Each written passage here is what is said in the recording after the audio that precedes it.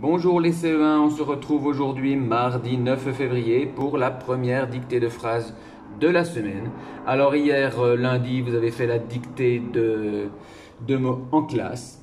Donc rappelez-vous les mots lapin, timbre, parfum, du pain, plein et le verbe aller. Tu vas, vous allez, il va et ils vont. Et nous avions vu bien sûr qu'il y avait différentes façons d'écrire le son 1. IN, ou IM, ou UM, ou AIN, ou EIN. Et bien sûr, pour les conjugaisons du verbe aller, des petites choses. Rappelez-vous, tu vas, avec le tu, on a toujours le S à la fin. Il avec un S vont, bien sûr, c'est comme ils sont ou ils ont, c'est ONT à la fin.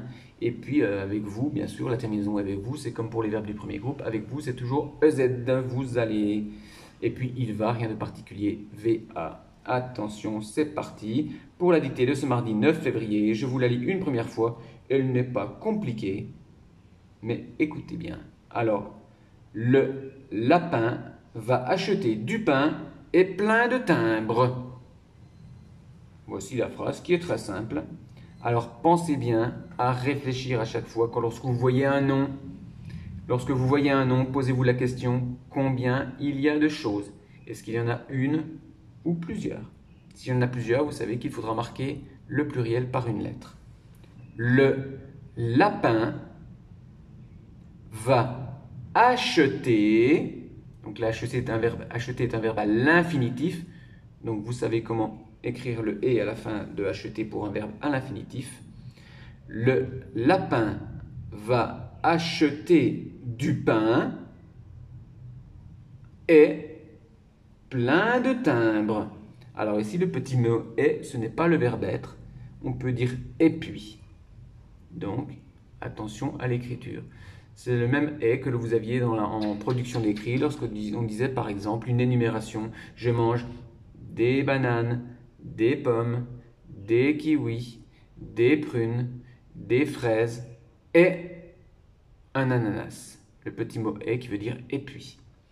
Le lapin va acheter du pain et plein de timbres. Point.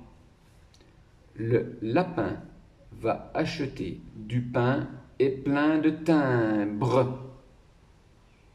Donc nous sommes mardi, vous êtes à la maison les CE1, vous faites votre dictée à la maison. Alors s'il y a des erreurs, ce n'est pas grave, l'important c'est d'écrire la dictée déjà. Rappelez-vous, on écrit la dictée après avoir écrit la date et le mot dictée que l'on a souligné en rouge. Vous avez écrit proprement votre dictée en respectant la taille des lettres, en commençant bien sûr contre la marge.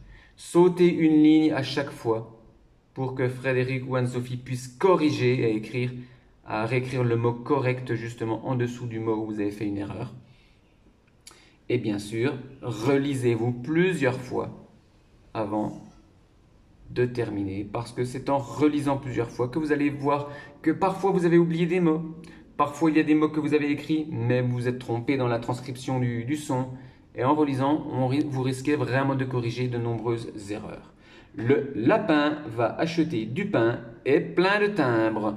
On corrigera donc cette dictée mercredi, ensemble, en classe. Ciao, ciao, laissez un bon travail et on se retrouve demain pour une nouvelle dictée avec le son 1 et le verbe aller. Ciao, ciao.